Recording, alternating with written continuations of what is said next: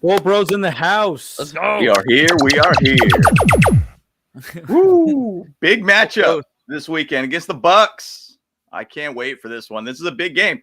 The game that we all wanted to be at, unfortunately, didn't work out.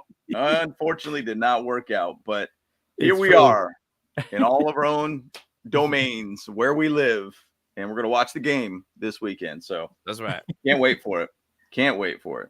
Yeah, it's going to be a good one, man. I mean, I'll tell you, I think on paper we should win, but you never know, right? I mean, Baker Mayfield's been really interesting quarterback this season. Lots of turnovers. Very high, very low, right? And that's, unfortunately with him, that doesn't work out very well in the NFL. So, but, it's going to be an interesting game, guys. I mean, a lot to talk about, guys. Got some videos on tap. Woo. Should we get into it? Let's go. Let's get it. All right, Bo Bros, let's go. Bo Bros, let's go. What's up, Pyramid, man? You watching the Bo Bros podcast. Stay tuned. Charter blue dreams, stadium lights gleam.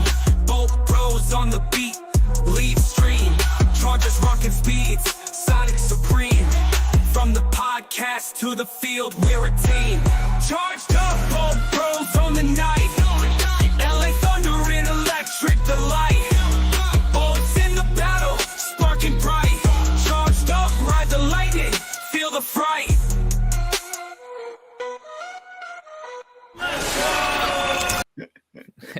Hey. Miguel, Johnny Bravo hairdo. Yeah, you like it? Shoot.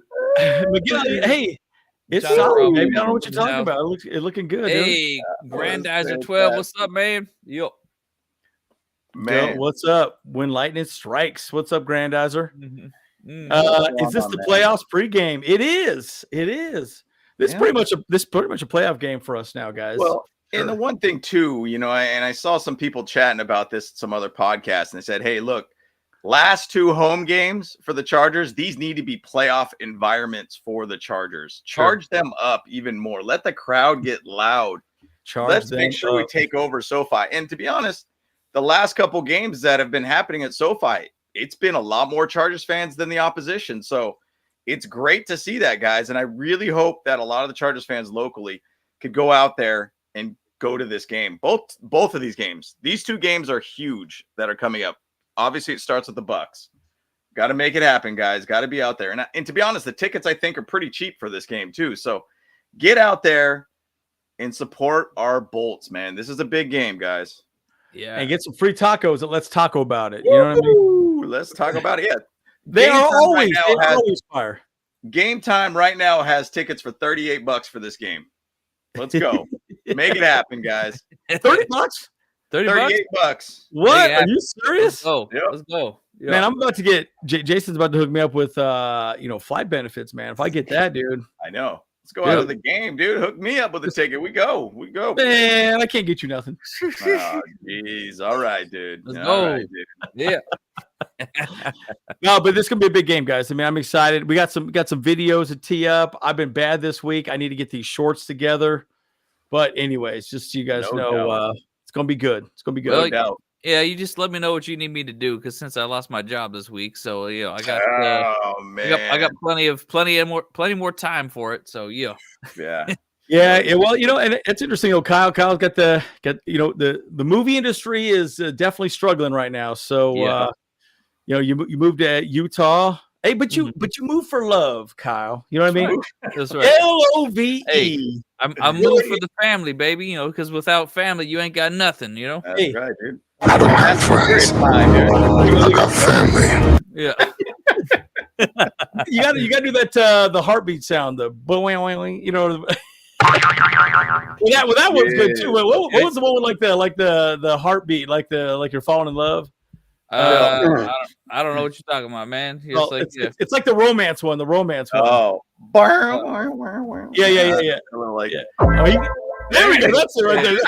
That's the one I wanted when you said you were going to be moving to Utah for love, dude. Okay, all right. Fantastic, dude. Yeah. We turned into an AM or an FM morning show. Yeah, we did. Once again, dude. FM radio. Yeah. FM radio bros, 98.7. Here we go. Bolt up. Here we go. Bolt up. Yeah. There we go. Love doesn't exist, boys and Those girls. blue I chews. mean, Get them blue chews ready. Blue chews ready. Blue chewed up. Blue chewed up. Yeah. Oh man. Well, let's jump into some slides here real quick. I just want to throw this one out here. The NFL game preview picks. A lot of people are choosing the Chargers, right? Hey, but Adam, man, and this guy might be a curse for us. So yeah. We don't want him to pick us. Yeah, don't pick us, Adam Rank. Okay, it's been doing good for us for not picking us this point, but let's hope that curse is not there. So it's going to be a good game one way or another. And there's a lot of people that I think that know, Baker Mayfield and the Bucks can basically score a lot of points. Their defense is not good at all. So I think the thing is, though, if our defense does what they have been doing, I think they'll find a way to hold their offense, and our defense will do a great job against their offense. So we'll see and talk about it a little bit further in this game. But Adam Rank, please don't curse us. Please don't. His name's Adam Stank. That's what he is. Adam Stank. Adam Stank. That's what he is, dude. Yeah. Oh, I like that. That's better, dude. Adam Stank. Adam. And the A stands for ass. Ass stank. Oh man, that's like after working out, dude. That ain't good. That's that Famunda, dude. You Famunda, you know what I mean? Famunda, yeah, for sure. Famunda. Oh, goodness gracious. Hey, speaking of which, James, when I'm down there in Arizona, I'm going to bring my pickleball paddle. I'll just show you what's up, dude. I'll dude. Hey, dude. Oh, it's challenging. He's carve you up like a Christmas goose, dude. Up on the pickleball time, dude. Remember last time, dude. I remember last time. I mean, you cry. You walked away crying. Yeah, I know what happened. Go home and run to your mama. It's like that scene from Joe Dirt, dude. Is that what you're trying to say? Hey, your mama's my mama. Yeah, that's true. That's true. Well, I think, yeah. All right, whatever. Yeah, whatever. Hey, y'all tripping. Oh, good Lord. We ain't getting any kind of coverage here, guys. I know. No love today. No love, dude. I mean, it's like Atlanta gets to watch the game for some reason. The little part of the panhandle into Florida, and then you get the Southern California and then Oregon, pretty much a little blip. Yeah. Like, what is going on here, dude? Yeah, what happened? Why would Atlanta? I guess there's some Tampa Bay fans up there, I guess, but it doesn't make any sense why Atlanta would. It makes zero sense. Yeah, zero sense. So, yeah, not a lot of love for this game by any means, but it's a big game all around. Now, Pittsburgh, Philadelphia. I mean, I guess you kind of look at it. It's either which way. There's two NFC versus AFC type team matchups. Maybe they're thinking, oh, Pittsburgh, Philadelphia, they're going to play in the Super Bowl. This is a Super Bowl matchup or whatever. I don't know. Maybe. Either which way, Tampa Bay Chargers, not a lot of love for the local broadcast by any means. So kind of sucks to see. But, once again, you can go to your local bar, probably watch the game if you're in a local area where they have the season ticket. I know here locally, we got the Chargers. Gosh, that is a Native Grill. It's super hard to read for some reason. Yeah, that's really hard to read. Someone needs to work on their goodness. What do you call that? Design. Okay. It needs to be a little fixed up here. Yeah. All right. I stared at it for a while, and I'm like, I don't know if I can read this thing correctly, man. But Native Grill and Wings, Wiggins. If you remember that one. You would basically will be on the patio. 1:30 p.m. is kind of when everybody's going to start showing up. The game, I think, is at 2:00. So come on out if you're in Arizona. It's out in Phoenix, so it's basically Ahwatukee, Phoenix, kind of Chandler, or actually I should say Tempe kind of area. So it's a really cool little area, great little patio there. Management's awesome with us there too, and they love having us there. So come on out, guys. It's a great time. Yeah, Ahwatukee is just a fun word to say too. You know what I mean? Ahwatukee. Yeah. Ahwatukee, dude. Yeah, it's like the next new drug, I think. That's it, dude. Oh, you get that Ahwatukee? Yeah, Ahwatukee, dude. You down with that Ahwatukee, dude? You got me that hit of that Ahwatukee, dude. Oh no. Well, and then Pablo's trying to challenge us, dude. Yeah, I saw that. Yeah, you see that? See, SoCal, we got a serious pickleball community. Let's see what you got. Whoa, Pablo. We generally stay in Torrance, and they got a bunch of you go down to Wilson Park down there, and they got pickleball going on there. Yep. Thing is, what's hard about it is with the whole pickleball community out there, there's not like a lot of big facilities out there that you could go play. Now, there is an indoor one that I know that just opened up in, I think it's Carson Gardena area that just opened up. So that's something we'll probably check out at some point. So yeah. But just so you know, you couldn't hang, you know what I mean? Because we're pretty solid. Like, you know, I mean, I don't even know what to tell you. You know, I mean, hey, I make grown man cry all the time. James can't hang with me. He can't hang with my stuff. You know, all good. Yeah. You can try. You've been smoking that Awatuki, dude. You know what I'm saying? You hitting that Awatuki? Oh, okay. You been hitting that Awatuki? Got that good Awatuki? All right. Hit that Awatuki up, baby. Man. Yeah, man. Oh my gosh, dude. Oh my gosh. But getting back to the whole smoke weed every day. Hey, oh no. No, was that? It's Awatuki though. It's Awatuki. Smoke Awatuki every day. Great. But strength of schedule for the last 4 games for the Chargers looks pretty good. Basically we're tied for the 27th weakest schedule for the next 4 games for us. But the big part of it is we got to win at least one of these next 2, because you don't want to basically go out of this and say, okay, you lose to the Bucs, you lose to the Broncos, and then you're like, I have to now win the next 2 games to get a chance to go to the playoffs. Now, I did do a playoff breakdown video earlier this week. I think there's a legitimate chance based upon a lot of the matchups this week that there is a 9-8 potential team that could make its way in. Now, you do not want to get into that cluster of teams. Right now, you control your destiny. Yep. Win at least one of the next 2. If you win the next 2, we have a great chance to go 12-5, which would be phenomenal for us. So 10 wins is the goal, but you don't want to basically go into it where you're 8-7 in the last 2. You want to basically find a way to win at least one of the next 2. If you win the next 2, you're golden at that point. So everything's a cherry on the top from that point. So right. Yeah, I mean, I think we should beat Tampa Bay. We really should. We should. I think Denver is playing better because they're a more balanced team, right? Denver's got a good defense and a good offense, right?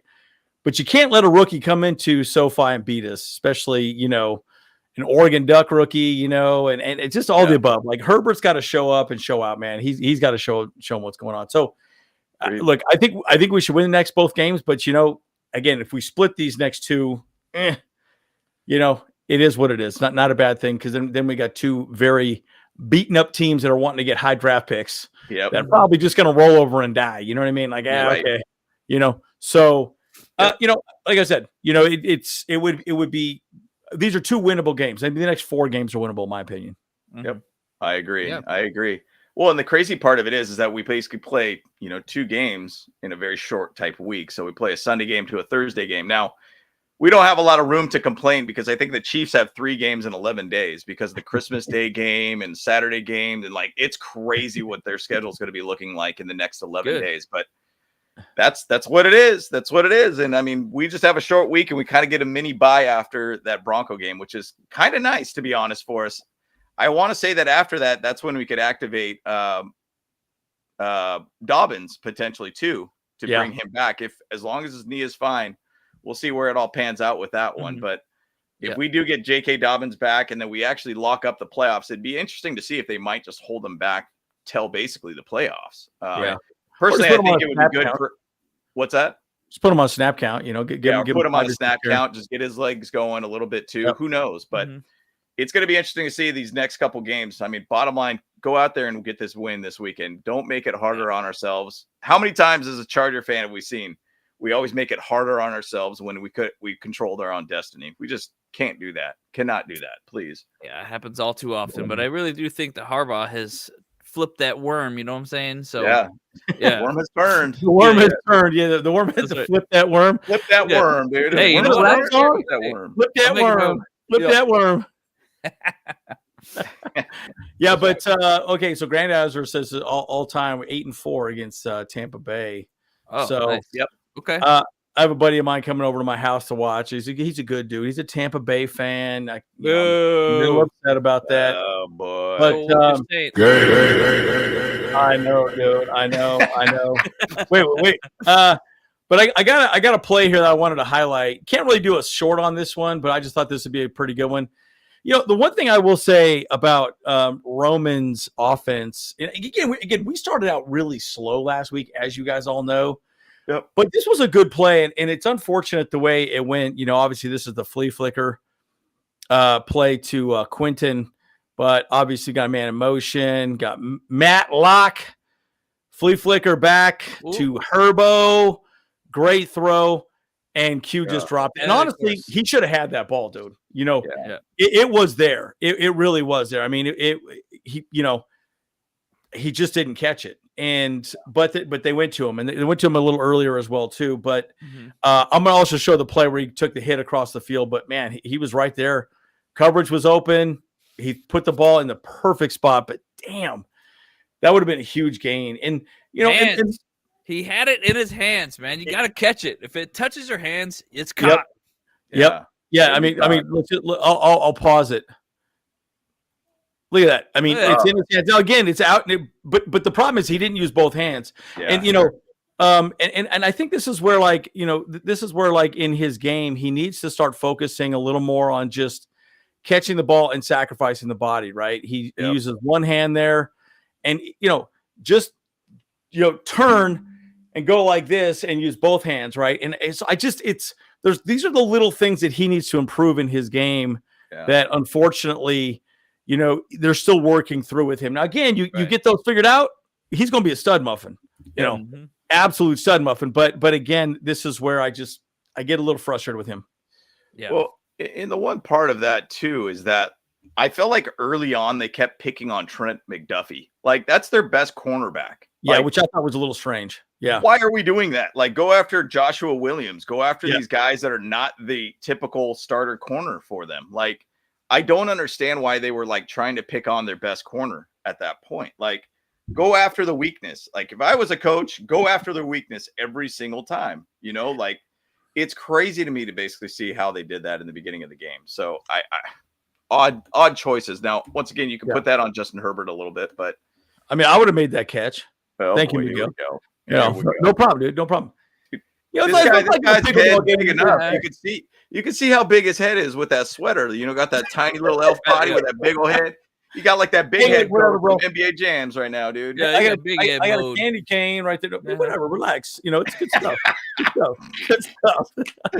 This guy, dude. He's looking like part of the lollipop gang over here, dude. The lollipop kids, dude. The lollipop.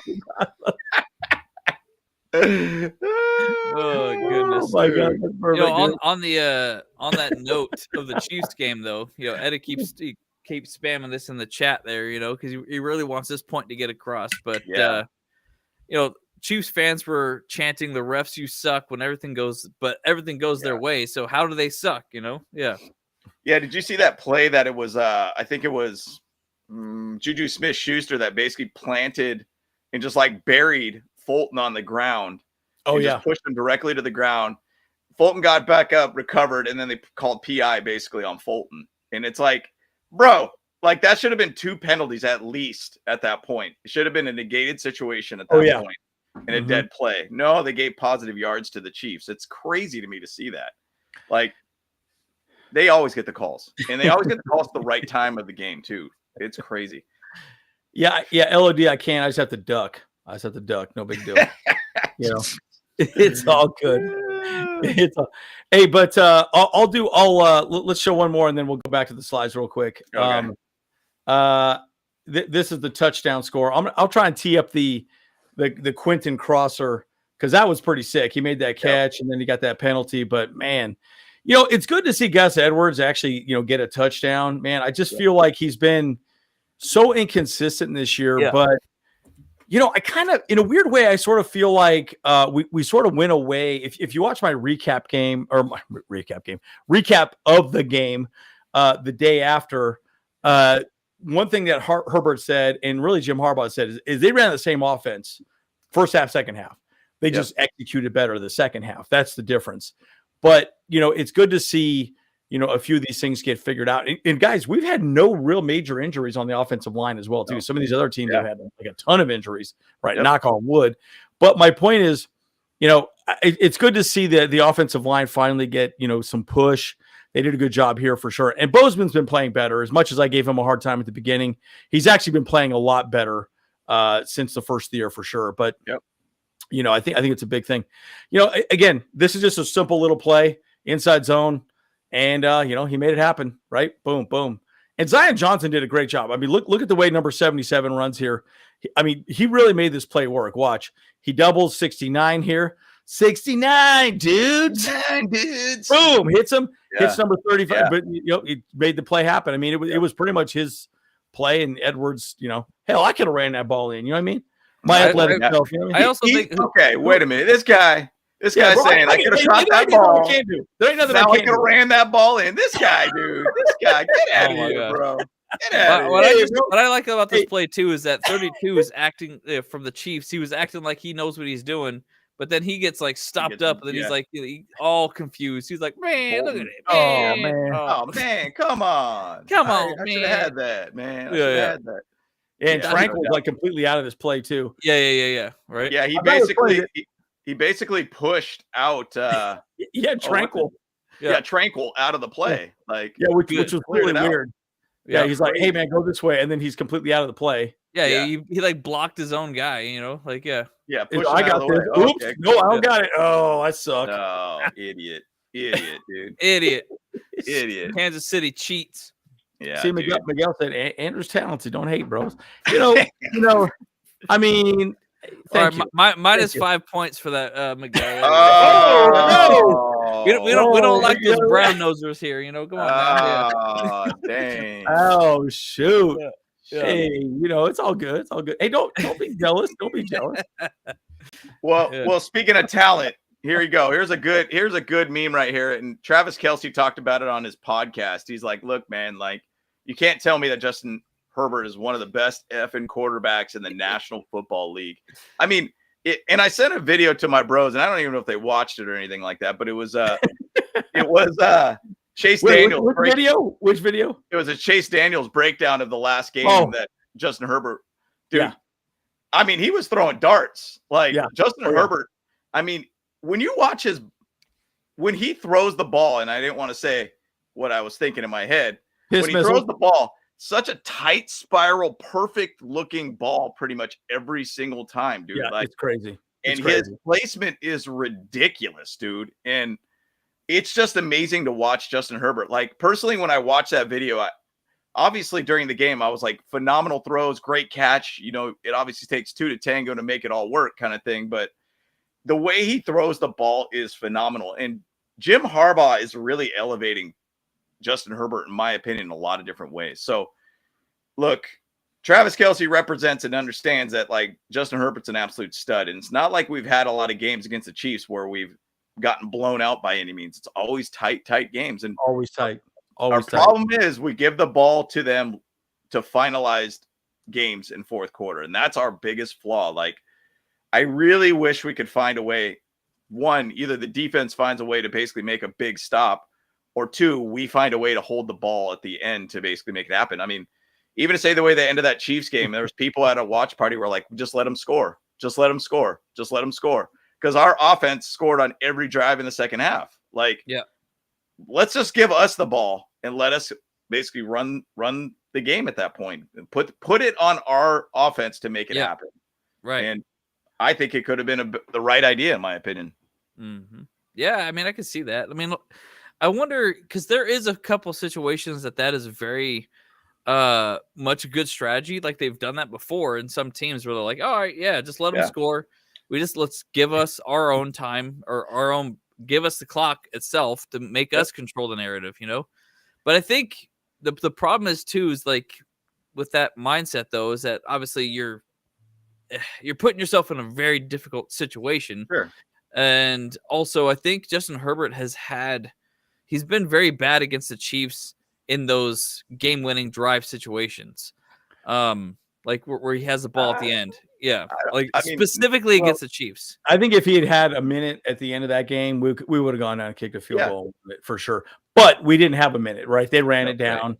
They managed the clock that way. But man, it's just but you're right. Like his placement, in this game, this is kind of what I was saying. Some of those balls that were thrown to Stone Smart and such were just perfect. Perfect. Absolutely perfect. One thing Chase Daniel also says is that he throws a very heavy ball, meaning when he throws the ball, it's a rocket. Like it is an absolute rocket. So, it's a little bit like it's a little hard because it's like, man, that thing's coming at me so damn fast. But you got to catch the ball, dude. It doesn't matter, catch the ball. It's your job, and so. Yeah, and the one thing too, like, and to Kyle's point, talking about the Chiefs game and kind of late game situations, I think I'm going to say probably, and maybe this is just off the top of my head, I'm going to say the last 3 games, I should say 4 games, I would think. I swear we give the ball to Patrick Mahomes every single time to end the game. And Justin Herbert statistically has I think it's almost 17 go ahead, 4th down type, to put their team in a winning position to basically win the game. It's just the defense doesn't find a way to close it out for him. Now, it takes 2 to tango at this point. And against the Chiefs, I want to say the last 4 games, we've had opportunities of going ahead and taking the lead in the 4th quarter. We just keep giving it back to him. I learned a long time ago, it's like Tom Brady. Don't give Tom Brady any time to make it happen. Peyton Manning, don't give Peyton Manning time to make it happen. He'll find a way to kill you. Patrick Mahomes should be treated that same exact way. Do not allow him to have any time. And if there is a point where you did give him the ball late in the game, I would say, hey, let him score so you at least control your destiny. It's hard enough to basically stop Patrick Mahomes in these late game situations. Just let him score, and then we could control our hard road to try to score a touchdown or a field goal or whatever we need to basically go ahead in the game late. Control your destiny. Yeah. And I feel like at that point, I know you want the defense to make a play, but that has been 9 times now that we've lost to the Chiefs, basically, that we just cannot find a way to close it out for us. And so, my opinion, let them score and then let yourself take the harder road, if you want to say, and try to find a way to score a touchdown or kick a field goal or whatever. I mean, that's just my opinion. I don't know. Maybe it's not popular by any means, but we have not been able to stop them to this point. Basically, Dark Panic says, how about Harbaugh elevating Herbert? Held back, lack of playmakers. I agree with that to some degree. We don't quite have the best. Our wide receiver, so I would say this, our separation per wide receiver is low. That's where Ladd McConkey is very good. And yes, he is questionable to play this game.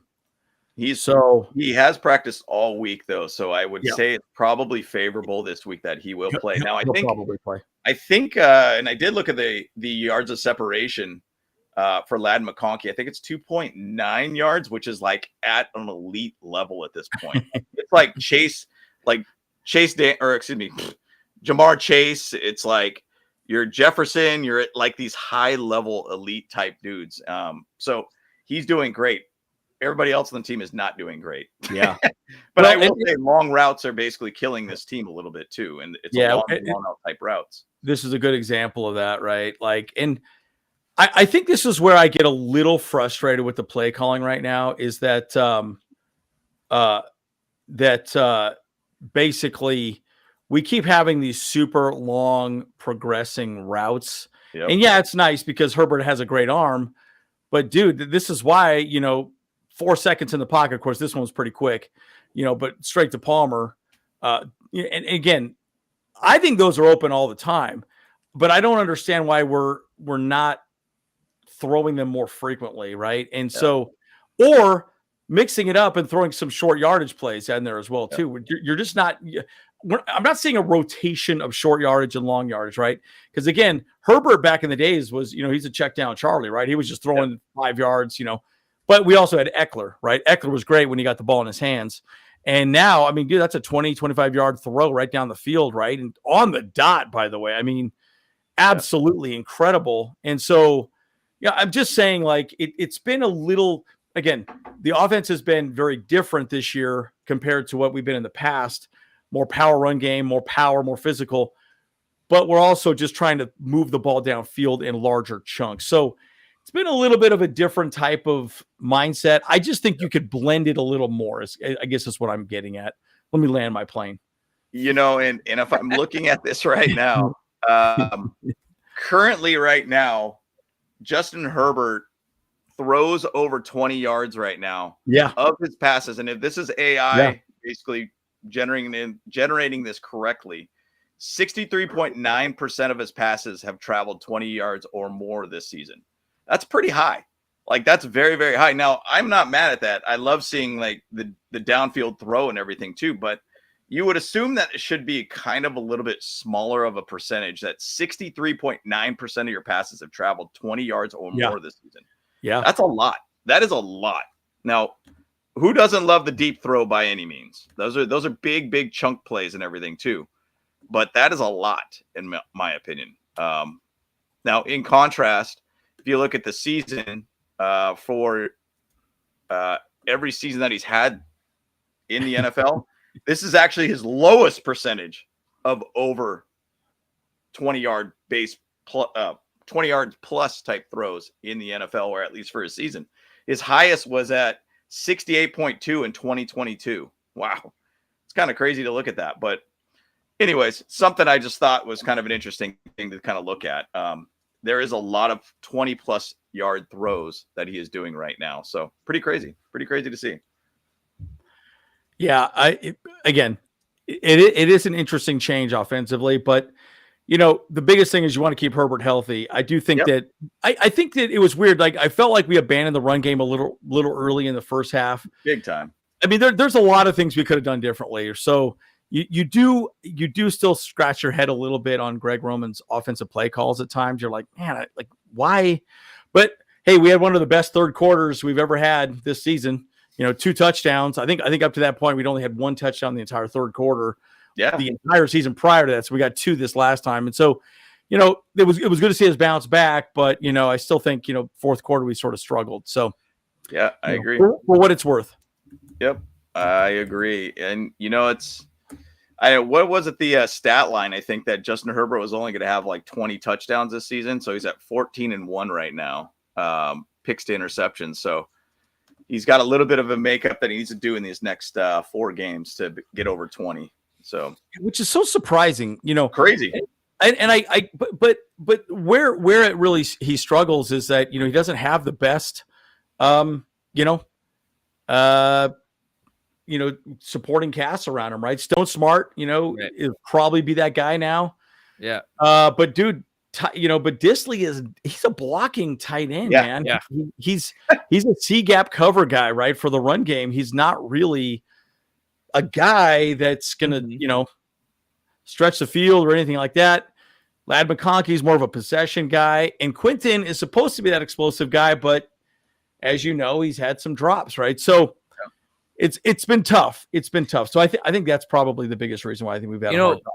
A lot of people have we've commented on this a lot, but we really need to integrate Darius Davis into the wide receiver, and get him out there to be that deep threat a little bit more. But I think the reason why they haven't been using him is because he's so small.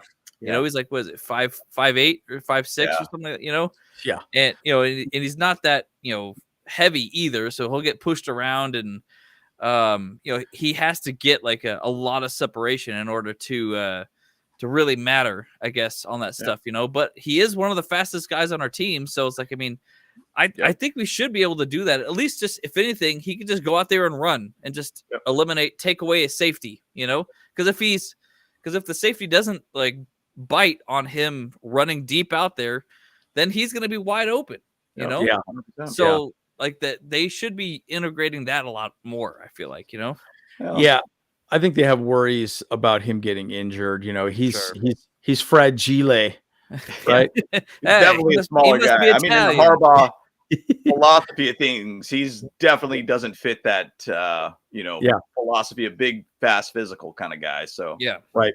It's the fast side of things, not the physical in big size by any means. So, but shout out to Pigskin Addicts on this picture here and just kind of pointing it out. Like, Justin Herbert's doing a lot with a lot less weapons at this point. I do think there's a lot of things that I've been seeing around other teams of big wide receivers that potentially could be like trade candidates. And I'm not going to talk about that till way after, the season and everything too. So, We got a lot of season, and we got, once again, guys, we got meaningful football in December. That's beautiful, right? That is great. It's exciting. It's exciting to see, right? Yeah. And I think we've been in every single game, and you're right, And Miguel wrote it out phonetically here. Fragile. Yeah. Fragile. That's right. Fragile. That's right. No, but you're right. And McConkey's a small guy too, man. I mean, he's 5'10" maybe? And maybe 180, I mean, give this guy a hamburger, you know what I mean? Like yeah, give him donuts in the morning, some meatloaf and just fatten him up a little bit, whatever, Yeah. But but he's got that speed, right? But it is interesting. And again, that's where the running game, I think, is a little bit hindered because you're not getting the same out of Gus Edwards as you get with J.K. Dobbins. It's a very different offense when J.K. Dobbins is in there because I think you can run him a little harder. But I do think we should probably just put more into Vidal. I think Vidal is, I think he's fine too. So let me throw one real quick other slide here just to kind of stir up the mix a little bit on this whole wide receiver topic and everything too. You know who this guy is, right? Oh, I mean, I talked about it yesterday in kind of the preview show. Odell Beckham Jr. did get released from the Dolphins. Why does this make sense? Why does this make sense? Everybody in the chat understand why does it make sense. Now, I'll tell you a reason why. He's a vet. We don't have a vet wide receiver by any means. Yep. He signed for like $3 or $4 million, 1-year contract with the Dolphins. He was also with the Ravens. Why does that matter? Well, we are the Ravens West, right? Yep. I mean, Ortiz is saying the offense, they understand them. They know everything, how this team operates. It would be kind of a plug and play at that point. So Odell Beckham Jr. might be past his prime at this point, but I mean, he's 32. He did have a knee injury not too long ago. He won a Super Bowl. Why not? I mean, you're not even giving DJ Shark's got finally one catch after week 14. Come on. Which is weird because, he looked pretty good out there. And I was like, huh. I don't get it. It's strange. Like, so that part's a little weird for me. I don't quite get it. I mean, I kind of feel like maybe he's just being toxic in the locker room, because the Dolphins aren't doing super well this year. Yeah, so they're struggling. Sure. Yeah, I mean, maybe he's just like, man, blah blah blah, all that kind of stuff, So, and is that how he complains? That's right. Yeah, it's like man. Yeah, that's right. Yeah, who knows? I mean, I mean, once again, didn't we pick up another guy that was apparently toxic and didn't seem to fit well, called Tierra Tart from the Dolphins? Yeah, and he's worked out really well. Amazing. Like the way that I view it as is like, look, you get a guy, essentially got him for 4 games, 5 games going into the playoffs. Give him a shot, a guy that's basically got some potential talent, potential to kind of teach a little bit of like the young guys and make them be better players. I don't know. Like right now, these are a bunch of young guys just trying to figure it out at this point. I mean, I don't know. I think it's worth it in my opinion. But hey, it seems like a lot of people are saying he's washed. This is good here from Marcus. OBJ Diddy party with Justin Bieber ruined it. Oh, Diddy. What a buster, dude. That guy's in trouble, dude. But this is good. There you go. Exactly. No, but this is a good defensive video right here. I wanted to highlight, by the way, Patrick Mahomes was getting dry humped, dude, all game, dude. It was awesome. Yeah. Boom. I love how Bosa just I was actually surprised there was not a unnecessary roughness call on this. Of course. Yeah, gotta be. I was like, oh my God, they're gonna call it, and they didn't, thank God. But look, say what you want to say about Bosa. Look, he fought through. Oh, dude, that was so nice. Perfect. But, that was good timing on that. No, but look at this. There are 3 guys on him on this side right here. Again, he flushes the pocket, right? But watch this. Yep. So Dayon drops out. 3 guys. Yeah. Not today. I mean, I don't know, man. I just feel like it's good to see Bosa healthy again, guys. I just really, he's good. He's good. He just needs to stay healthy. I mean, well, we probably, and I maybe I'm off the top of my head. Maybe I'm out of pocket for even saying this, but I want to say, that we're probably one of the top. Yeah, well, probably one of the top quarterback pressure-based teams in the NFL. Because I think last week, I think we had 17 or 18 total quarterback pressures against Mahomes. Like Yeah. It's not like we weren't getting close to him and pressuring him and making him kind of flustered all around. Like, we were doing a good job all around. So it was fun to watch. It's just the unfortunate thing is, like, a couple plays at the end could have just made the change to that game and potentially ended that game and kind of gone our side. Now, once again, a doink off the field goal post and finds a way to go right through the field goal is like, guys, like, the amount of ways the stupid Chiefs for finding ways to get wins is unbelievable to me. So crazy. To me. So crazy. Like, what's the next week? What's this weekend going to give them? They're going to have some weird, odd, off the wall win again and just benefits them again. I mean, it's crazy to me, man. It's crazy. Yeah, and I mean, it's just so frustrating to see, you know, how that, you know, plays out, right? Anyways. But you got to begrudgingly give Mahomes props. He's tough. Yeah, I agree. 100%. I know. Yeah, I mean, he is. And it's weird because he got kind of a dad bod. You know what I mean? Like, not much of a, you know, like the dude doesn't look like, you know, like a prototypical football player, but man, he just makes it happen. It's like, what's going on with this guy, dude? It gives him some cushion, dude. You know, when he bounces on the ground, he gets a little cush, dude. You know, little cush. We just got ourselves a $20 holla from here it came through, bro. Came through. Hey. I'll read this one for you guys. Bull fam, listen to Aether. I like that pumpkin color, dude. I know, but that's a $20 shout out. Apparently, that's gold, baby. That's gold. Oh, that's gold. So, Bolt fam, listen to Aether. Here you go. Everybody, listen to him. Oh, everybody, listen in. Chargers brass will give Herbert the best team ever had on both sides of the ball next offseason. Chargers will dominate the AFC. We'll go 14-3. Hey, road to San Francisco Super Bowl. We'll go through SoFi. I promise. I mean, nice. Look, where we're at, and once again, thank you, Aether, for the $19.99 super chat. Always appreciate it, my friend. $19.99. Are you out of your mind? If we basically go 12-5, we're not far off to go 14-3 next season with just a little bit of retooling. We have $77 million to spend. If you let go of Bosa, you add another 30 on top of that, we'll have over $100 million to spend at that point. We do have a lot of one-year based contracts that are going to be done by the end of the season. There will be a lot of money thrown around all around, but who knows, man? Who knows? I just realized that we're about 42 minutes into this video and we barely talked anything about the game that's in front of us. So that's true.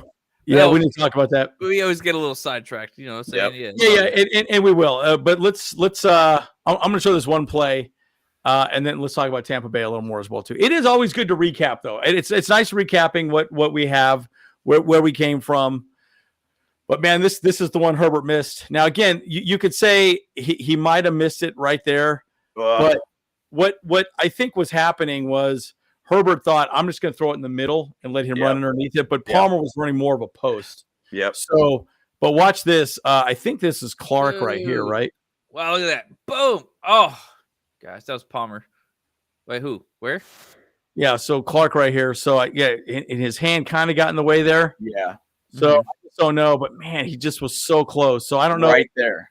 If he would have thrown it just a little bit more in front of Palmer, which once again, I think Clark did have his hand just enough to kind of push that ball a little bit to the left. Yep. Just enough. Because then he couldn't throw it more that way, right? Yep. But it just goes to show you guys, game of inches, man. I mean, this is what I'm saying. Like, you know, and as accurate as we know Herbert is, that's the difference, guys. You know, a deep ball like that. Chase Daniel brought up this play too, and he said, look, man, 9 times out of 10, Herbert nails this throw every single time. Yeah. Like, I think it literally was just that little hand right coming out that just got enough of that ball. Yep. You know? Yep. That's all it was. But Chris Jones. Chris Jones. Yeah, I don't know why I kept saying Frank Clark. I'm like, why did I say Frank Clark? Yeah, Frank Clark. Little mild stroke. Little mild stroke. Yep.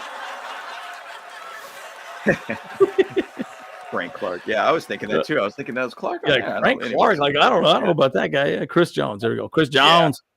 But, you know, Derwin's been balling out. Highest graded safety in the league since week 9, by the way, too, guys. So he's been balling out. I mean, he's been phenomenal, stepping up his game and really fitting in really well on this defense. So you got to love seeing that. You got to think Pro Bowl for Derwin James. I don't care about the Pro Bowl. I care about Super Bowls. So let's hopefully we get to that point. So accolades are nice, but for the players, because they get a little bonus for it, Sure, but, we want the Super Bowls as fans, So Super Bowl for sure. Let's go. Yeah, let's go. So we got the injury report for both teams here. Bosa looks like he's good. Darius Davis back. Disley is out with a shoulder situation. Herbert's back. He's obviously an absolute beast. Tony Jefferson, Mack is back. Questionable are just Ladd and Perriman. I would hope that both of them will play. It'd be great to be able to have Perriman back there. Pipkins did have personal out, did still have a full practice Friday, and then Jalen Reagor is out. So, but you look at Tampa Bay. I mean, they got a beat up squad at this point. Big one to me is not having Antoine Winfield Jr., their best cornerback. He is out. He's probably out for the season at this point. Bucky Irvin is one that you really got to pay attention to because that guy has been an absolute menace in the backfield. I mean, that guy has been really, really good, and he could home run ball. Perfect combination they have out back with Rashad White and Bucky Irvin right now. It's like they have the thunder and lightning kind of situation right now with them. So if Bucky Irvin's playing, we better contain him, please. You got to. You can't use that analogy for a team that's not the Chargers, dude. I could. What would you say? What would you say for the Bucks then? Like, the swashbucklers and the the fake pirates, the scurvy, and they got scurvy and I don't know. I wouldn't want to call them the fake pirates because that's a kind of a dig from the Raiders or whatever. Because like they consider themselves the real pirates or whatever, So exactly. The Buccaneers are the butt pirates. The butt. That's good. That's. Nope. I thought that would be something Andy would use on his alternate universe of Yeah, I mean that would be something I would say, but no. I do think, though, we should see McConkey and Perriman. They might just put them on a snap count, something like that as well, too. And they'll monitor them as it's progressing, right? But, yeah, again, Disley will be out for sure. We'll see a lot of Stone Smart and then Jalen Reagor. I think Jalen Reagor, but it's a finger. So I think Harbaugh even said on the press conference afterwards, he said, he's going to be out for a while. So not a finger. We're going to probably see a lot more DJ Chark, right? So I think Sag said this right here. Chark time to step up. So we'll see what happens. We'll see what happens. Yep. We will see. Moving on to the next slide here. We got Chargers offense here. Where we're at, 21.3 points per game, number 20 in the league, but we're still the number one defense in the league, doing well. Yards per game, we're kind of a little shallow on the yards per game that we're doing on offense, 309 to 323 that we're giving up on defense. But, red zone scoring, we're number one in the league, allowing the lowest amount too. I think we do a great job of that. Like it's funny as a Chargers fan, when they get a good first drive to start out the game, once they get in the red zone, I'm like, they're not going to get a field goal or they're not going to get a touchdown. I'm just going to go for a field goal at this point. So I feel pretty confident, which is odd to see all around. So, but outside of that, our offense is doing fine. Fourth down conversions, it's not too often, but we're number 4 in the league. Third down conversions, which seems weird, but we're in the middle of the pack. I always feel like it's worse than that. But, defense is doing its job. Offense is doing okay. I feel like sometimes it's about the game plan and executing more or less. I mean, perfect example, that Chiefs game. First half we got goose egged because we just weren't executing well. And second half came out in fuego basically at that point. So and Herbert and Harbaugh both said the same thing. We just executed better the second half. And I was like, oh, what'd you do differently? Nothing. They just played better, and so I don't know. I mean, how true is that? I don't know. I mean, I just feel like it's tough because I still feel like we're just not a balanced offense, right? Yep. And the line is good. Herbert's protected, but our skill players are the part of the issue there, right? So it's tough. It's hard to overcome that.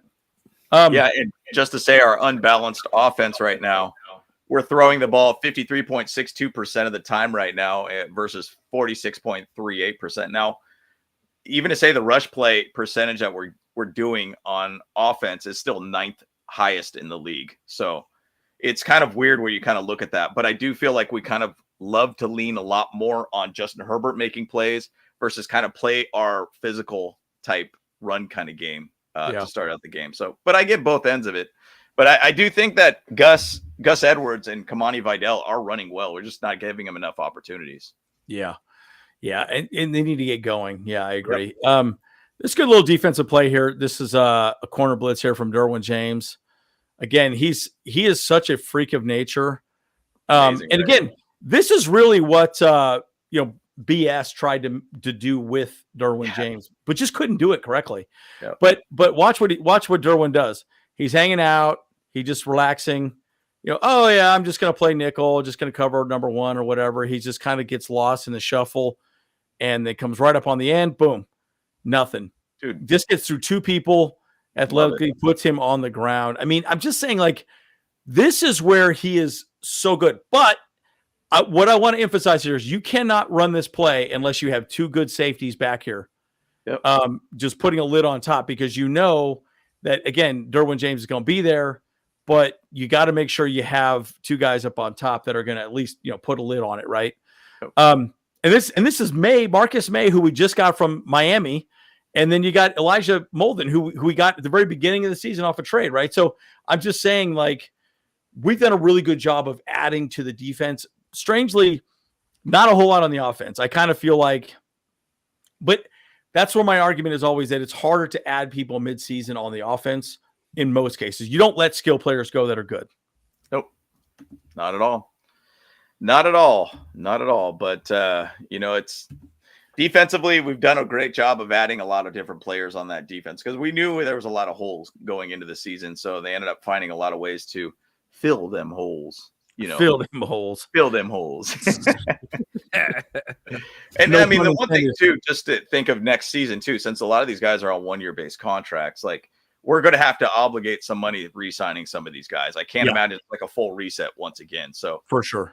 And I think somebody talked about some of the games, and I think it might've been on Hard Knocks. I think it might've been the Bengals or the Browns, either which way their seasons. I mean, Bengals are in the running for the playoffs, but it's pretty much a wrap for them. It probably was the Browns, but they said one of the vet guys on the D-line was talking about, like, yeah, season's over with, but this is when everybody's looking at you right now to understand if they want you back here or not. Like, this is the contenders versus the pretenders at this point. Like, they're watching you to see if you're going to be that guy next year. And if you don't put effort in this year, you're going to not be here next year, kind of thing. So simple fact of that, but fill them holes, baby. Fill them holes. So Baker Mayfield, he's baking. Good old State Farm Baker Mayfield, I believe is where he was at. Sleeping in the stadium in Cleveland. Half-baked commercials. Yeah, that's right. But bottom line, man, Baker is a baller. Like, he's a very, very good quarterback. And he is, to be honest, in my opinion, rejuvenized his career. I think he was kind of going an odd trajectory for a while with the Browns, which kind of happens with every Browns coach or quarterback forever, it seems like. I mean, you got to go out there and think about, like, who was it? Baker Mayfield. Before that, it was what was the other first round pick that they've done? Well, you could even say just Deshaun Watson right now. I mean, obviously that's a real weird situation there too. Good thing he got out of there and he found a way to basically rejuvenize his career going out to Tampa Bay, essentially. Even when he went to the Rams, remember the game he signed up that week and he went and started a game and found a way to win a game. That's crazy. But Baker can bake. I was going to say Baker could cook, but that doesn't really work out well. Is bacon cooking? Not really, in my opinion. Baking's different, Baker can bake. Baker can bake. And what does he bake? What's his specialty? I think he's a bread kind of guy. I think he's a bread guy. Okay, he's a bread guy. Throw a little chef hat, like a little baker hat kind of thing on his head, dude. That would be perfect, dude. I think he does muffins. Muffins. So I mean, bacon muffins. Bacon some muffins, blueberry muffins. Love it. Yeah. He's a muffin guy. Yeah. Yeah, he's definitely a muffin guy, dude. And I like me a nice blueberry muffin every now and then. So he's a muffin man. Yeah, dude. That's right. So turn on the pan. See if I can try to put a little muffin head here, dude. Oh my gosh! There you go. And then it goes. Whoop, whoop, oh my gosh! That's boom. terrible. That's it, baby. Why is it red?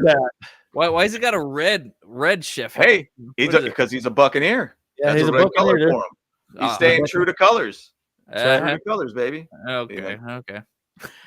And thank you, Aether, for another $2. I appreciate that. Thank you, my friend. Awesome. Yeah, appreciate that. Appreciate it, brother.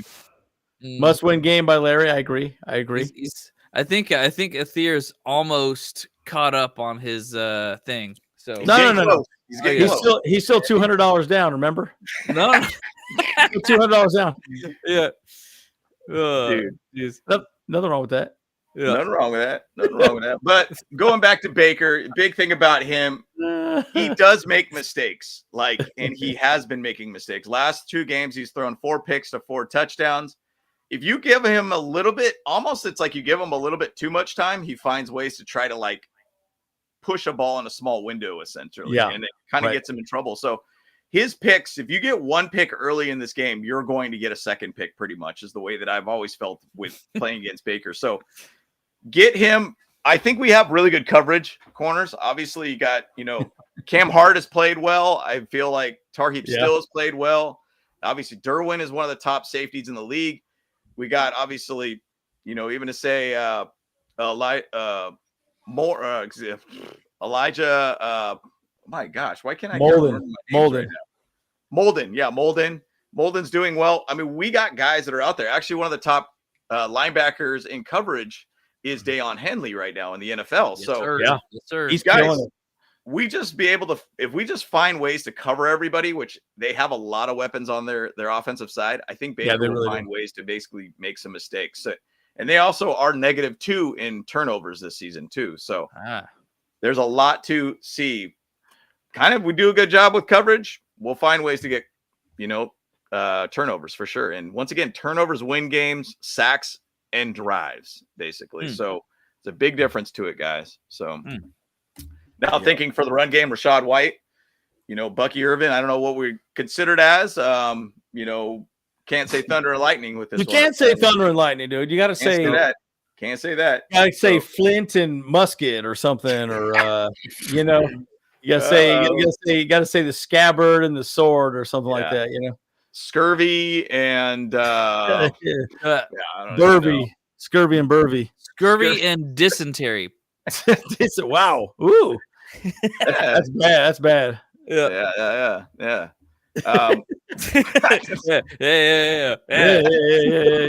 I was thinking, I was like, I don't know, call him ahoy and chew the fat. Apparently, was what I'm seeing here. AI is giving me some terms from LED Pirates. says ball and chain. The ball and chain. Yes. Bucks and sucks. Oh, walk the plank and Jolly Roger. I don't know. Who knows?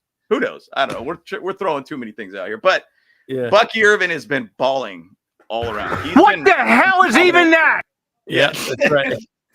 He's been a phenomenal running back. In the last couple of weeks, he's done great. And now Rachaad White did come back in the game after Bucky Irvin did have an injury, and he's been having a back tightness the last couple of games, and I guess kept him out this last game to play the full game. So we'll see if Bucky Irvin starts. If it's not, it's going to be Rachaad White. And Rachaad White, unfortunately, I'm in the first week of playoffs, and I kind of need him to do well for me. Hope it doesn't happen. I'll take the L if the Chargers get the dub, so I don't really care. So, but bottom line, these are two very good running backs. Bro, you're not in the playoffs. You're in the not our league. That league is over with. That's been over with. Yeah. Oh, Kyle. That's been weeks I'm calling him out, dude. You in the doo-doo I ain't league, even bro. looking at that league anymore. You in the doo-doo bracket right now. That league is over with. I haven't even looked at that team in probably 5 weeks. I was like, that's a wrap on that one, dude. The toilet bowls. It's terrible right now. Man, terrible. you are terrible, dude. You're awful. But my other league, I got on fire, so I won 6 straight. So I found a way. I say that, and Andrew actually bumped me out of the playoffs entirely. Yeah, exactly. Last week, I was like, man. Once again, if you ain't in the playoffs, it don't matter what your record is, dude. You still lost, and you're over with, dude. You're over with. Yeah, that's right. So, yeah. But bottom line, keep eyes on these running backs. They definitely do a very, very good job of their run game, and they have done a good job in the last couple of weeks with the Bucs in their run game. So keep an eye on them. I would assume probably Deion Henley will be keeping a very close eye on these running backs throughout this game. Now, once again, Deion needs to get into the Pro Bowl. He needs to get that nomination for sure. Dude, he's killing it. Well, you know who's a guaranteed lock for Pro Bowl? Is Scotty Matlock, baby. No, dude, I'll tell you, dude, freaking Carson Steele from the Chiefs. Like one of the top guys in voting for that position. And I'm like, bro, that dude's got like 100 rushing yards, if that, all season. Like, this is a ridiculous. Like, that should not be happening, dude. But Scott Matlock should be there just as a fullback, in my opinion. So who knows? But I was going to throw one thing too. Tampa Bay offense, yards per rush is at 5.1, number 4 in the league right now. So they are very good on the run game, and we have to find a way to hold them down. And once again, we haven't done the greatest against the run. No. So we got to make sure that's a big focus in this game, because Bucky Irving can take the ball to the house pretty quickly, in my opinion. So Tampa Bay offense, they score a whole heck of a lot of points, but they do give up a fair amount of points too. So that's why they've been having a lot of closer games too. Now, yards per game, they do about 700. That would have been ridiculous. 379 yards per 700, game. like yowzers, dude. Yowzers. But they are giving up about 368 yards per game. I mean, they're like one of the worst 28th ranked in the league defense giving up yards per game, but they're number 3 in the league creating yards on the offensive side of things. So there is like this small gap of where they're just giving up a lot of yards, but they're getting a lot of yards, and it's not much of a difference. It's almost, what is it, like 11 yards per difference is positive is where they're at right now in yards per game. So pretty crazy to see, but they got a lot of weapons. Cade Otton is another guy you want to keep an eye on that offense. Their defense is banged up a lot. They don't have Winfield, one of their best players on their defense. I do think that there's a great chance that there's going to be a lot of deep throws in this game. And I think that there's going to be a lot, to be honest, I want to say this could be a firework type game, in my opinion. Think so? I think it literally could be a firework type game. A lot of big plays. Points scored, do you think? I think this is where our number 1 defense is going to negate that offense, right? Let's go. I don't think that they're going to do a good enough job. I think we hold them under 300 yards. That would be my prediction. And then we'll get around 300 yards, right? So I think we'll be fine, because I think we'll carve them up a little bit. But then I do think that, we'll hold them down quite a bit. They'll have a poor performance, because I think Baker makes mistakes. He fumbles the ball. He puts the ball in harm's way. We are leading the turnover margin. So I think for me, I think that's going to be the big factor for this one, in my opinion. Yeah. I mean, my hopes is that's what's going to be what's going on. I mean, the thing is, both of these teams are really fighting for their lives to make sure that they could either, 1, Bucs stay in the running for the division, 2, Chargers could keep pace at this point. Now, once again, I'm going to say the big X factor, and I've talked about it early in the game, early in the live, I should say. Chargers fans, make it a playoff environment when you're there. Be loud. Just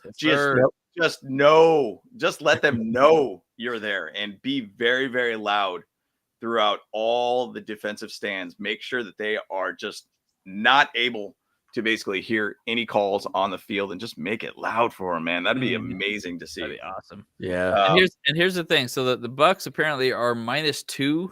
Yep. And the Chargers are +11 on the turnover differential. Big difference. That's big. Well, in the big difference to that is that, 1, Justin Herbert's only thrown 1 interception all season too. Yep. Yeah. Baker's thrown 13. That's a big difference there too. That's a massive difference. That's huge. Yeah. I mean, it's not many times that a starting quarterback, only throwing one interception in a season thus far. Like that's very, very rare. Very, very rare. So either which way, this is going to be an amazing game that I think is going to have a lot of fireworks. In my opinion, I think it's going to have a lot of fireworks. It's going to be a good one. It's going to be a good one. Hell yeah. I think this is kind of a good play. I'll end on this, and then we'll wrap up the video. But this is Quentin's touchdown here. Q's in motion right here. He stacks up next to Darius Davis, and again, Q just comes over, just works the side, finds a gap, he's open, and gets a touchy, man. I mean, and look, and I'm just saying, like, Quentin is good. This is just a good play design right here. I mean, this is just a simple mesh concept. They're just meshing on each other. Mm-hmm. Whereas, Darius stops, but Q just runs to the side and he just finds a gap, right? Just a soft spot in the zone. But, I mean, I think there's a lot of ways you can criticize, how this is played, but look at the coverage he's got here. I mean, Justin Herbert had all kinds of time, and so our offensive line is Gucci. We just need some more skill players to step up. That's where we're struggling, So, when you lose JK, you just kind of can become one-dimensional, unfortunately, right? So, well, and some people kind of knock the offensive line and giving up a fair amount of sacks. I think we're probably like top 15 of giving up sacks in the league, and we might even be top 10 that we're giving up sacks. But the thing is, though, going back to our same point, we have long, drawn-out type of offensive routes, and we don't get guys that are actually very, very good route runners where they're able to open up too. I think the O-line is doing more than enough at this point. It's just longer drawn out plays create basically, more opportunity for the defense to come out and sack your quarterback. And also, I think the reason why he's taking sacks is because he doesn't want to make mistakes. What did I say earlier? Sacks and drives, turnovers basically end games. And so you don't want to give up the ball by any means. Hold the ball as much as you can and take a sack and go on to the next play kind of thing. Yeah. I think that's the mentality. I think that's maybe a Jim Harbaugh philosophy. Sure. So it's good. Yeah. Yep. And again, you really just want to protect Herbert, especially since he got banged up a little bit this week too. Yep. You don't want to see him take some needless hits. No. So I'm very curious to see how this game plays out. I do think the Chargers should win. I think we're a better team on paper. And their defense is not good, man. I mean, they gave up like 40 some points in some games. Yeah. Like, holy smokes, guys. Like, that's bad, So I don't know. I'll just say this, bottom line, guys, we should win this game. I think if we play the way we should play, I want to see a balanced offense. I'd like to see a touchdown in every quarter, 4 touchdowns every quarter. That would just be exciting to see. Just a balance, no tapering off, just, long drives and just get it done. Bury these fools, dude. Yeah. Smoke these squashbucklers, dude. I said squashbucklers. Squashbucklers. Squashbucklers, huh? Swashbucklers. Sounds good. Squash sounds good right now. A little butternut squash soup. Ain't nothing wrong with that. It does sound good. I like that butternut squash soup. That's for sure. That's right. That's right. Kyle, you want to say your last thoughts? Sure. Well, ESPN has us at 51% chance of winning this game, so that's nice. And Vegas has us at a. That's nice. That's nice. That's nice. Yes. Adam Stank picked us, dude. Yeah. Our arsehole stank. Yeah, that's what it is. We are actually at a -3 on this one, so we're potentially gonna win it by a field goal. It seems like, and so I don't know. I mean, this is gonna be a tough game though, because they got a lot to play for, and so do we. So, it's a playoff game. It's a playoff game for both of us. Yep. I mean, of course, the same side though is that Tampa Bay is already they are the division leader for them, for their whole division there. So they have a little less to play for than we do, I suppose. I mean, because I don't know, it just depends on look who the Buccaneers have to play against is the Falcons, the Saints, and the Panthers, and it's a really weak division. And so, but it's kind of wide open though still. The Falcons could creep up on them, but I mean, I do believe that we will be able to make it out, and we'll be able to beat them. And I just, like you guys were saying, like, I hope the crowd's going to be good. I hope the crowd's going to give the players the energy and the electricity that they need. There you go. To stay bolted, the thunder and lightning. That's right. Because they are entering the Thunderdome. 2 may enter, 1 may leave. That's right. Kyle, hit that romantic button for the. There we go. Give me another one here for Kay Adams, dude. This is good. Wait, what's that? Kay Adams? Yeah. Oh, okay. There it is. Okay. Right. Thank you, Miguel. Yes, there we go. I like that one. There you go. Whenever someone brings up Kay Adams, that's Andy right there. Yeah. No Bluetooths needed, boys and girls. No Bluetooth needed. We go all natural. Nothing wrong with that. Dude. So fun. Oh, and just to close it too. So we had our score predictions on Wednesday for the simulation game, but Pappy has since he won the thing, he has opted to make our score predictions from that night to Sunday. So go ahead and so your score predictions are still up in the air, and whatever the turnout is, you'll be able to potentially win from tomorrow's game based on your score prediction from Wednesday. Watch Pappy get it right again. That'd be funny. Yeah. Like, are you Pappy? Yeah. Like, what the hell, Pappy? Dude, what is going on here? He is a freaking oracle, man. He's got this. He got it. Seriously. So we need to start placing some bets around Pappy's. I know, yeah. Yeah. Pappy needs to give us the predictions, and I'm gonna start throwing some bets down. That's throwing for sure. some cash down. Yeah. Jeez, so funny. Oh, Aether put his up in there now. Yep, there you go. Let's go. Well, last thoughts for me. So it's interesting because the Buccaneers as a team is kind of like a tale of two halves, and what I mean by that is that week 1, they beat the Commanders. Next week, they beat the Lions in Detroit. And then they also, week 4, they beat the Eagles in Tampa Bay. They started playing really, really hot and beating these good teams in the end. They did get smoked by the Broncos on week 3. But when you start going kind of further on into the season, okay, they got beat by the Ravens 41-31. They got beat by the Chiefs 30-24. They got beat by the Falcons 31-26. Niners 23-20, and then they play last couple games have been Buccaneers versus the Giants, Panthers, and Raiders, and you're like, okay, those are kind of like walk me through type games, no big deal kind of thing. But they have started out really, really hot, and they're a team that can put up a lot of points and have beat some good teams. Chargers are a good team, and the Buccaneers are a good offensive team. Defensively, If they find some ways to basically get turnovers on us, that's probably what will decide a change of this game for the Buccaneers and the favoring. Now, once again, we don't give up the ball a lot at all. We keep the ball. We do a great job of protecting the ball. So bottom line, I think the thing is, this is a team you don't sleep on. This is a team you keep your foot on the gas. Don't let up. Play a very balanced game. Use Kamani Vidal and use Gus Edwards a little bit more. I would like to see it just a little bit more. And please don't keep running them up the gut. Run around the edges. You got 2 very good tackles, by the way, guys.